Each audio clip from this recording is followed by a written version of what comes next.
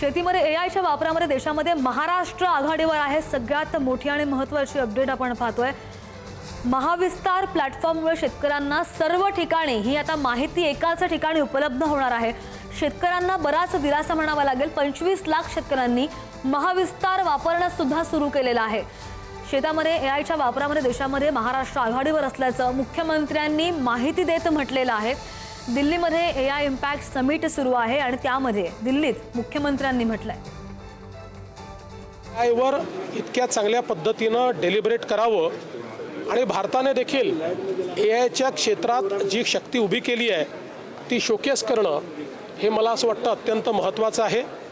आणि विशेषतः या ठिकाणी एआय इन ॲग्रिकल्चर या विषयामध्ये एक आत्ताच नुकतं मी भाषण केलेलं आहे आणि एआय इन ॲग्रिकल्चरमध्ये देशामध्ये महाराष्ट्राने गती घेतलेली आहे। महाराष्ट्र आज खूप पुढे आहे।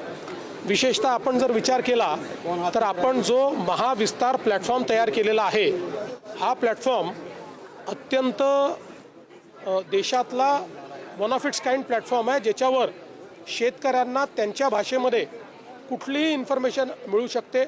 क्रॉप सायकलची इन्फॉर्मेशन मिळू शकते, क्रेडिट ॲक्सेसची इन्फॉर्मेशन मिळू शकते, मार्केटची इन्फॉर्मेशन मिळू शकते। ते सगळ्यांची कनेक्ट होऊ शकतात, सगळ्या स्कीम्स ट्रान्सपरंटली मिळू शकतात। ॲग्रीस्टॅक आणि महाविस्तार हा जो काही एक प्लॅटफॉर्म आपण तयार केलेला आहे यामुळे शेतीच्या क्षेत्रामध्ये खूप मोठं परिवर्तन होणार आहे। विशेषतः जी काही आपल्या इथे पेस्ट कंट्रोलचा विषय असेल, क्लायमेट ॲडवायझरीचा विषय असेल, या सगळ्या विषयात अतिशय अचूक अशा प्रकारची इन्फॉर्मेशन आपल्या शेतकऱ्यांकडे पोचणार आहे। आणि जो काही आपला महाराष्ट्राचा महाविस्तार आहे हा केंद्र सरकारने देखील ॲप्रिशिएट केलेला आहे आणि म्हणूनच महाराष्ट्राला हे सेशन देण्यात आलेलं आहे। सर, या सगळ्यामध्ये कायम जेव्हा एक प्रश्न निर्माण होतो की कुठलंही नवीन इनोव्हेशन आलं की शेतीमध्ये काय होणार, कुठलाही नवीन करार झाला की शेतकऱ्याला कोण वाचवणार, आणि अशा कठीण निर्णायक विषयामध्ये जेव्हा महाराष्ट्र लीड घेतोय तेव्हा तुम्ही काय सांगाल की 2 मिलियन फार्मर्स हे आज महाराष्ट्रात महाविस्तार वापरतात? 2.5 मिलियन, आता 2.5 मिलियन फार्म जे आपले शेतकरी आहेत यांनी महाविस्तार वापरणं सुरू केलेलं आहे।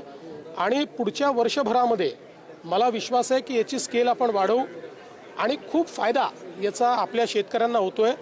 अल्टिमेटली आज ज्यावेळेस क्लायमेट चेंजचा, वातावरणातल्या बदलाचा सगळ्यात मोठा परिणाम हा शेती क्षेत्रावर होतोय, त्यावेळी एआय एक असं टूल आहे की जे क्लायमेट रेझिलियंट शेती ज्याला म्हणतो, वातावरणाच्या बदलाचा सामना करणारी शेती याकडे आपल्याला शाश्वततेकडे नेऊ शकतं।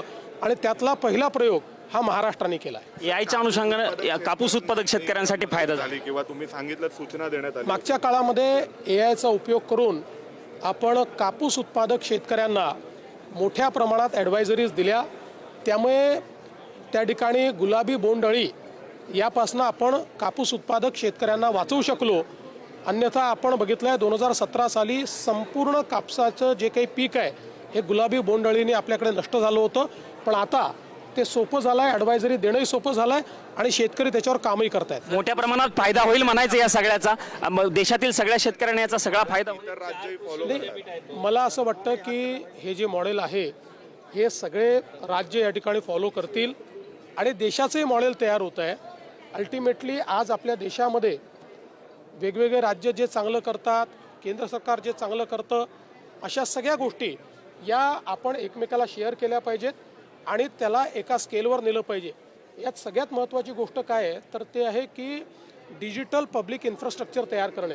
जसं आता महाराष्ट्रात आमचा पुढचा प्रयत्न आहे की ट्रेसेबिलिटीचं डिजिटल पब्लिक इन्फ्रास्ट्रक्चर, म्हणजे महाराष्ट्रातलं कुठलंही उत्पादन जे आहे हे त्या ठिकाणी त्याच्यात काय वापरलेलं आहे, ते कुठे तयार झालेलं आहे, त्याच्यामध्ये किती केमिकल आहे किंवा नाही, अशा प्रत्येक गोष्टीची ट्रेसेबिलिटी आली पाहिजे। याकरता डिजिटल पब्लिक इन्फ्रास्ट्रक्चर आपण तयार करतोय, कारण ते जर आपण तयार करू शकलो तर जगाची बाजारपेठ ही आपल्याकरता ओपन होईल। महाराष्ट्रामध्ये खूप 4 कृषी विद्यापीठ आहेत, त्या कृषी विद्यापीठांचा काही फायदा किंवा त्यांचा मदत या सगळ्यामध्ये घेतली जाऊ शकते का? इंडस्ट्रीची मदत कशा प्रकारे घेतली जाणार? मला असं वाटतं की कृषी विद्यापीठं आता अतिशय चांगलं काम करतायत आणि या सगळ्या गोष्टीचा भाग हा कृषी विद्यापीठांना आपण केलेला आहे। कृषी विद्यापीठ या सगळ्या प्लॅटफॉर्म्सवर आपल्यासोबत जुडले आहेत। जी काही ॲडवायझरी द्यायची आहे त्यामध्ये त्यांची एक महत्त्वाची मदत होते आणि मला असं वाटतं की हळूहळू जो काही आपला इंडस्ट्रीचा सेक्टर आहे हा सेक्टरही आता याच्याशी जुळतोय. सर याच्यामध्ये बँकिंग सिस्टीमचं इंटिग्रेशन करण्यासंदर्भातही काही विचार सुरू आहे का?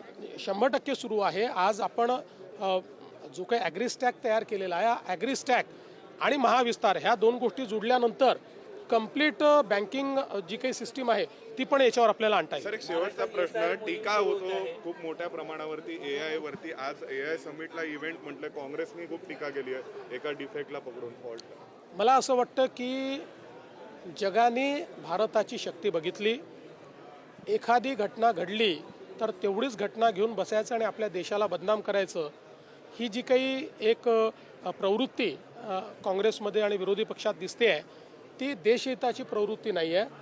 किंबहुना त्यांनी जर हे बघितलं की जगातले हुज हू AI करता भारतात येतात आणि या ठिकाणी भारताने AI मध्ये केलेलं जे काम आहे या कामाची प्रशंसा करतात, हे महत्त्वाचं आहे.